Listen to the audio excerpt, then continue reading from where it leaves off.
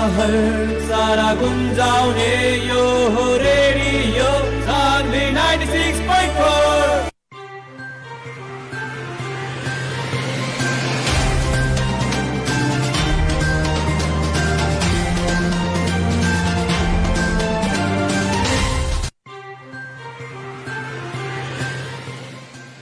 नमस्कार, प्रणाम आदरणीय श्रोता, अभी सुनत मानी रेडियो सान्वी 100.4 मेगाहर्ट्ज और कार्यक्रम आमने सामने के साथ हम कार्यक्रम प्रस्तोता विशाल यादव और उरा लोगिन के साथ उपस्थित हो चुकल बानी। समसामयिक विषय पे निरंतर चर्चा रेडियो सान्वी के साथ रुआ सुन रहल बानी। कार्यक्रम आमने सामने के साथ विभिन्न स्थानीय जनप्रतिनिधियों के साथ प्रत्येक दिन 6:30 बजे से 7 बजे तक कार्यक्रम आमने सामने के साथ सुन रहल बानी। स्थानीय जनप्रतिनिधि जी लोग जनता के साथ बीतल समय में जो एजेंडा रहा के चुनाव जीतने वो एजेंडा बाकी एजेंडा और आगे बाटे। जनता के खातिर चुनाव जीतल बानी तो का एजेंडा रखले बानी। समसामयिक विषय पे निरंतर चर्चा रेडियो सान्वी के साथ रुआ सुन रहल बानी। आज हमने के साथ में बानी पाका मैनपुर गाँव पालिका वार्डा नंबर 1 के वार्डा अध्यक्ष विनोद मेहता जी। सबसे पहले वहाँ कार्यक्रम आमने सामने में स्वागत करके चाहें। स्वागत बाटे सर कार्यक्रम आमने सामने में अपने के।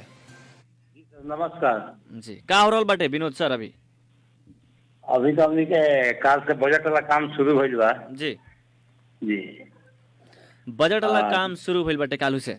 मने योजना काल से डिवेल्यूशन भइल सब बताई ना। जी जी, अभी तो हमनी के पानी निकास वाला हमनी के गांव में जो बाटे ना, यहाँ के पानी जम जाला। जी, हर साल गल जाला हमनी के खेती। हमनी के गांव से पश्चिम में बुढ़ल का एगो बांध लागल बा, ओकरा चलते हमनी के ओकरे सोच पानी से ए साल गले ना, ओकरा के पानी जैसे भी निकालल जा। जनता के खातिर बीतल समय में चुनाव जीते के खातिर विभिन्न एजेंडा देखा के जनता रउरा लोगिन के चुनाव जिता दलक। पकहा मैनपुर गांव पालिका में देखल तो रउरा लोगिन के बहुमत के सरकार भी पर कि अब कहल तो बहुत ज्यादा रहल बाटे। पूरा वहाँ सेटे नेपाली कांग्रेस जीतल बाटे। तो अब की बहुमत के सरकार बाटे, जनता के साथे कोनो ऐसा बहानाबाजी भी ना चली। जनता के खातिर जौन बीतल समय में रउरा लोगिन एजेंडा रखनी जे विभिन्न रउरा लोगिन के सुख दुख में काम लागम सन, शिक्षा स्वास्थ्य कृषि में प्रगति करम सन, का एजेंडा याद बा? एजेंडा रखले बन लगन के एजेंडा भोर परवाद नहीं लगन चुनाव जीतते मात्र में ना पूरा याद बाटे जी। हमने के सबसे पहले का एजेंडा है जो कोनो भी कार्यक्रम हुई तो सब लोग का सहयोग से खुला हुई जी। सब लोग जानी हमने के तो एजेंडा बा भाई यही काम करे के बाद ओकरा के खुला करम से कोनो भी चीज पारदर्शिता रही, सबको सावधानता रही, वैसन काम करम से जी। जनता के खातिर अपने वार्ड नंबर 1 से बानी, वार्ड नंबर 1 के वार्डा अध्यक्ष बानी। वार्ड नंबर 1 में जनता के खातिर विनोद सर रुआ का एजेंडा रखले बानी? सबसे पहले यहाँ बात हमने स्कूल में है। एगो क्लास में 800 विद्यार्थी जी, तो ओकरा के बाद स्कूल बनाओगे बना ये कम से कम 50 रोज से झाड़ के 45 विद्यार्थी एगो क्लास में रहे। पहले का एजेंडा हमारा है। यहाँ वार्डा कार्यालय नहीं थे, 3 गो आदमी भी वार्डा कार्यालय में जाला तो 2 आदमी बहरे रहेगा। तो वार्डा कार्यालय बनाओगे। वार्डा कार्यालय में पानी यहाँ गाँव में लाग जाला, पानी का निकास निकालेगा। तो सबसे पहले अपना निकास आई वार्डा कार्यालय का निर्माण करेगा बा। वार्डा कार्यालय के निर्माण करे के बाटे और पानी के निकास करे के बाटे। जी जी, शिक्षा स्वास्थ्य कृषि के न जाओ ना स्वास्थ्य ना करने शिक्षा में जी। शिक्षा में देखल तो शिक्षा में कैसन तरीका का प्रगति हुई विनोद सर के? हमनी के स्कूल सबसे सुपर क्लास के स्कूल बा, लेकिन यह काफी संख्या बेसी भइला के चलते यह पढ़ाई में तंग दिक्कत होला जी। तो केंगा परिवर्तन करे? जनता परिवर्तन कैले बानी। जनता बहुमत के सरकार पकहा मैनपुर गाँव पालिका में देखले बानी जे बिहान भइला। जनता पकहा मैनपुर गाँव पालिका में बहुमत के सरकार दिले बानी जे बिहान भइला विनोद जी या मेयर जी या उप मेयर जी ई ना कहे हमने के बहुमत के सरकार ना रहे, हमने के बोर्ड मेंबर में हौ एने कर देत रहनी, वहाँ के ओने कर देत रहनी, विभिन्न किस्म के बहाना ना चलो कह के वहाँ जनता बहुमत के सरकार दिले बानी। तो कौन ऐसा बहाना जनता सुने वाला नहीं की रउरा लोगिन के? जनता के खातिर शिक्षा में जहाँ तक रुआ फोकस करता नहीं, शिक्षा में कौना तरीका से परिवर्तन करे? शिक्षा में हमारा सब क्लास में 40 से 50 विद्यार्थी हुई और रिजल्ट सबसे अच्छा हुई। पढ़ाई में शिक्षक लोग नियंत्रण हो सब क्लास में। शिक्षक लोग टाइम से पूगे 12 बजे लेके ना ना अभी तो हमारा क्लास स्कूल में हेडमास्टर है कि वो अपने साथ वो घंटी पढ़ावल जी बुझ नहीं जी तो मास्टर लोग तो बातें हटा रही लेट कर जी। यानी कि शिक्षक लोग के भी टाइम से पूगे के रुआ मेंटेन करम 10 बजे शिक्षक लोग के पूगे के जौन एकदम हम अपने वाडा कार्यालय में हाँ। 10 बजे पूग जाए तो कौन कर्मचारी पहले बाद में पूगी शिक्षक लोग स्कूल में कहीं बाद में पुगल तब रुआ निगरानी रही ना ना एकदम ना एक बेर होई तो एक बेर लोग हमके ऐसी दिया ये जो सरकार वैसे गलती न हो हफ्ता में कई बेर हुआ पूरा अपन स्कूल अपने के वार्ड में पहले कई गो स्कूल पर लगी बताई एगो स्कूल बा एगो वार्ड पर ला तो हफ्ता में कई बेर स्कूल के रुआ निरीक्षण करे खातिर जाए अभी ले हम पूरे जा चुकल बानी ना जी जी नया लहर बाटे तबे तक रुआ जाएम आकि फिर बादो में जाएम अब आम जनता के फोकस रहल बाटे का बात बा कि हम 10 बजे घर से निकले नहीं तो बीच में हमारा स्कूल पड़ेला जी ना स्कूल होइए के हम जानी 10 मिनट स्कूल में टाइम देओ नहीं ओकरा बाद में वाटा करला में जानी अब जहाँ तक देखल है वाडा अध्यक्ष जी अपने के गांव के एगो जल्दो बल्दो न्यूज रहल बाटे अपने के गांव में जौन एगो झगड़ा भइल बाटे उ झगड़ा में एक आदमी जी जी मर गइल बानी पिटाइला से वहाँ के उ झगड़ा की अवस्था के बारे में कुछ बताएं अब देखिए 11 बजे रात के बात बा ना आई दोनों भाई हलो जी ना सचेरा भाई हलो आपसी लोग का तनाव रहे आई लोग का कहल जाओ कोनो मार लाठी फाटा से नहीं है भाई ना लाते जूता समार भाई लेकिन गिर गला में चुप हो पीछ पर सारी मुड़ी फूट गई और उनका हाइड्रोसिल पर चोट लाग गई बा वही तो मैं देख गई बा तो अब प्रक्रिया बहुत ज्यादा रफ्तार में देखता नहीं आगे रहल बाटे प्रहरी भी बहुत बढ़िया तरीका से ओके छानबीन कैले बाटे जी जी सब पूरा प्रहरी होगा मतलब पोखरिया का भी पूरा सब डिजाइन आई रखो गिरगंज से भी आई रख दो यहाँ का भी कहाँ से भी रख दो गाँव में तो चौकी के पूरा लोग ना फोन कैला के बाद में हमारा बुझाइए 5 मिनट के अंदर में पूरा स्टाफ वहाँ पूग रहे क्या लागत बाटे उस समस्या अब तो बहुत आगे जाई अब तो समस्या एगो पार्टी भाग गई बा ना जौन मतलब वो भागिए गई बा जी तो ओकरा दाह संस्कार हो गई लेकिन अभी देखल है वार्ड अध्यक्ष जी अपने के गांव के विभिन्न गांव के अवस्था देखल है चाहे आप विशेष करके अपने के वार्ड के हम बात करत बानी अपने के वार्ड में देखल है जब ऐसे अवस्था रहत बाटे वार्ड अध्यक्ष जी रौरा बानी गांव के केंग कंट्रोल करके जाए के बा एक दूसरा के केंग झगड़ा से बचाव के बाटे गांव घर के झगड़ा गांव घर में केंग फरियाई गांव घर के झगड़ा जिला में केंग ना जाई कह के ई परिवर्तन केंग करम रहुआ हम तो चाहता नहीं कि कोनो झगड़ा मत जाए एकरा से भी हम बात करे के कोशिश करनी ना लेकिन कहाँ ना कहाँ भाग गई बा आई कौना मैटर में बात झगड़ा भइल बा इहो था नहीं लेकिन ऐसा तरीके का जब गांव में हुई तो ऐसे जहाँ तक देखल है बीतल समय में जे लोग रहनी जरा पास बीतल समय के लोग के पास शिक्षा नाम के चीजें ना रहे तो वो अवस्था अभी भी देखे के मिले तो ओकरा के तो परिवर्तन करे के पड़ल ना वार्ड अध्यक्ष ऐसा अवस्था तो हमने के गाँव में तो भइले ना लख जी मारा मारी से आदमी मर जाए मार तो बहुत हो लख ना लेकिन आदमी मर जाए वो 5 मिनट 2 मिनट के बाद में चलिए ओके बढ़िया तरीका से निगरानी करी लगन एकरा बाद में दोसर वैसा ना होके कह के रौरा अपना वार्ड में निगरानी रखी जी जी स्वास्थ्य के बात के लिए मुखिया जी स्वास्थ्य में बर्चिंग सेंटर के व्यवस्था कैल गई बा कि ना रुआ वार्ड में हमारा वार्ड में तो नहीं है लेकिन करे के पड़ल की जी जी ये साल हम सोचते नहीं कि एकदम करे के पड़ल बर्चिंग सेंटर के व्यवस्था बर्चिंग सेंटर के व्यवस्था भी करे के पड़ल वहाँ डॉक्टर लोग के बढ़िया तरीके से उपस्थिति भी जनावे पड़ल जहाँ तक देखल है अपने को वार्ड के बात की है बड़का चुप माने गलती से गोड़ कट गई चाहे मुड़ी फूट गई चाहे हाथ टूट गई तो ओके तुरंते हमने के वीरगंज जावे के पड़ी लेकिन उस समस्या वहाँ सॉल्व ना होला एगो जहाँ तक एगो महिला के डिलीवरी रहला वो डिलीवरी खातिर वीरगंज जावे के पड़ला अपना वार्ड में अपना नजदीक के कोनो स्वास्थ्य चौकी में देखल है तो कोनो ऐसा व्यवस्था ना कल गई रहला तो ओकरा के नजदीक में पकड़ा बा वहाँ तो बात है बर्थिंग सेंटर लेकिन हम अपने गांव में सोचनी कि हमनी के वार्ड पूरा गाँव पालिका हुआ हमनी के गाँव पालिका में सबसे बड़ा वार्ड बा यही जे हमें बर्थिंग सेंटर की व्यवस्था जरूरी बा एगो एम्बुलेंस के हमनी व्यवस्था कर जरूरी बा रात भी हम उपयोग करी कि एम्बुलेंस आवे जाए में 1 घंटा समय लाग गई तो हम तो रखल में इस साल एगो एम्बुलेंस जरूर हम रखें जो हमारे गाँव में रहे एम्बुलेंस जहाँ तक देखल है बहुत ऐसा पालिका में बहुत ऐसा वार्डा में एम्बुलेंस रखाइल बा तो वहाँ फ्री सेवा भी रखल गई बा एम्बुलेंस के आ बहुत जगह खाली तेल डाल के बिरगत जे ज़्यादा नहीं हुआ कि 1000 रुपया थोड़ा मोड़ा शुल्क भी राखल गई बाटे। एम्बुलेंस रहुआ राखेम तो के कौना तरीका से व्यवस्थापन करे? हम तो राखेम तो फ्री तो ना, हमारे 50% पर चार्ज में चली ना, आधा खर्चा में चली जी। मैंने स्वास्थ्य में भी बढ़िया तरीका से प्रगति करे के बाटे, परिवर्तन करे के बाटे आपकी बार हुआ वार्ड में। जी जी। साथे साथे जी स्वास्थ्य में ऐसे सुधार करे के बाटे।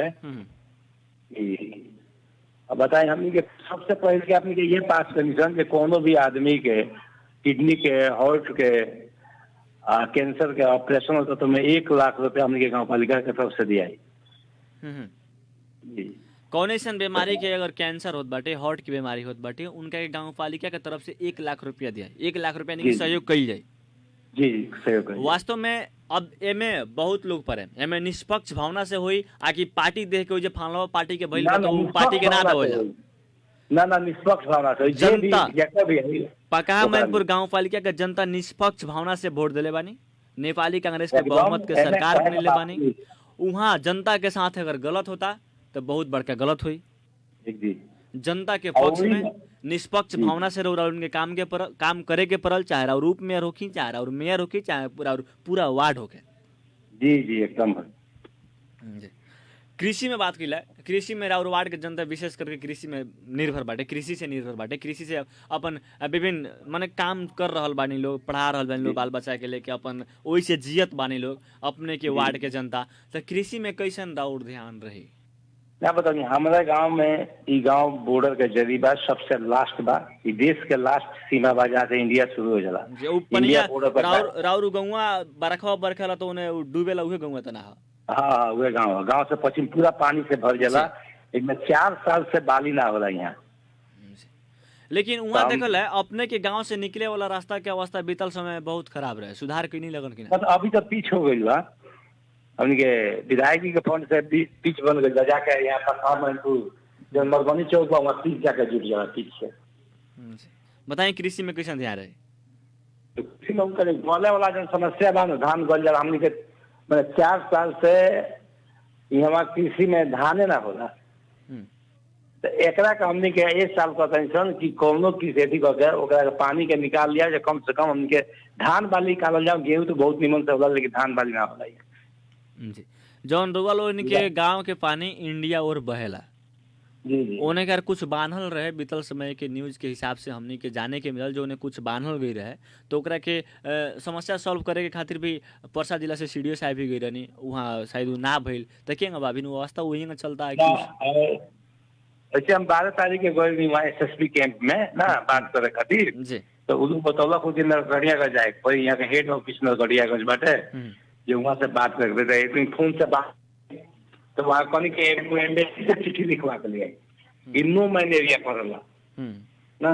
तो एक वहाँ नारायणी सिंचाई में भी गई रही, वहाँ भी बात भरी, तो जो कल गाँव पालिका के थ्रू एगो चिट्ठी लिख के ले आई, या हमने कह के एम्बेसी में चलो जाए, वहाँ से हो जाये कह के हमने डोजर गाँव पालिका तेल दे दी, या पूरा नदी जो नो मलेरिया बॉर्डर के जरिए नदी बा ओकरा के झाड़ के हटा दिया, पानी बहेला। वो पानी कहाँ रुकेला? अपने के जो एगो रेलवे के रोड बा, रेलवे के रोड पानी रुकेला? बॉर्डर एरिया बा न, तो बॉर्डर के बगल में एगो गाइड बांध लगा बा, ये इंडिया में पानी ना जाए। उन्हें ये साइड में एगो नदी बा, तो नदी मानो लोग बहुत सागर फसल बा, तो वो के चलते नदी चीर दिया तो पानी ना मिलेगा। बीतल समय कईयन साल से वहाँ के कृषक लोग पीड़ित बानी, वहाँ बढ़िया तरीका से बाली नहीं काटे सकत लोग, लेकिन अब की बार बाली काटे में लोग विश्वास दिलावत बनी अपना वार्ड के कृषक लोग के। जी जी एकदम, हम एकदम विश्वास करते हैं अब की बार बाली हम जरूर कटवाएं, धान के बाली। रुआ कितना समस्या सॉल्व हो सकता रुआ पहल करम दे, कितना लागत रुआ मन में जे हम बयान मिले? जैसे हमारा जहाँ कभी आशा मिलल बा हो सकता है, ऐसे कि सब कुछ देखा। अभी नेपाल गवर्नमेंट के बाद कोनो खेत खाली रह जाए तो किसान के दंड हो जाएगी, खेत खाली रह जाता है, तो सैकड़ों बीघा जमीन हमने के गोल जाता है, जब धान के बाली होकबे नहीं कर। तो सरकार भी हमने चाहता है कि वो भी 400 लगा कि ना एकदम हमने झाड़ ले जाओ, एम्बेसी में चलो ले जाओ, एम्बेसी से चिट्ठी लिखा जाए। कृषक लोग अब की बार धान काटे जी जी एकदम काटे। अब की बार बीतल समय जंग पानी पड़त रहे तो उन्हें के रास्ता भुला जाए, उन्हें कार के कृषक लोग धान से भेंट ना होके, लेकिन अब की बार रास्तों से भेंट हुई आ धानों से भेंट हुई। जी जी एकदम धानों से बैठे। जी जनता जे रउआ के वोट नहीं खी दे, अब जहाँ तक देखल, अब जहाँ तक बहुमत के तो सरकार बाटे उनमें वोट देवे के ना बातें नहीं खे, लेकिन बहुत जगह विपक्ष आ पक्ष तो बढ़ले बाहर गाँव में। जी जी जी जे रउआ के वोट नहीं दिले ओकरा के रउआ का करे, ओकरा के निष्पक्ष भावना से देखे मा कि यहाँ विपक्षी वहाँ का विपक्षी पार्टी है तो विपक्षी भावना से देखे। जीते के पहले मने कुछ रहेला, जीत गए तो सब कोई हमरा के वोट देला बा नो। आदमी जब जीत गए तो सब कोई हमरा के वोट देला बा, ओमे कहाँ विपक्षी बा। जी चुनाव जीतला के बाद में रउआ के सब कोई वोट दिले बाटे, रउआ ई बात कह रहल बानी।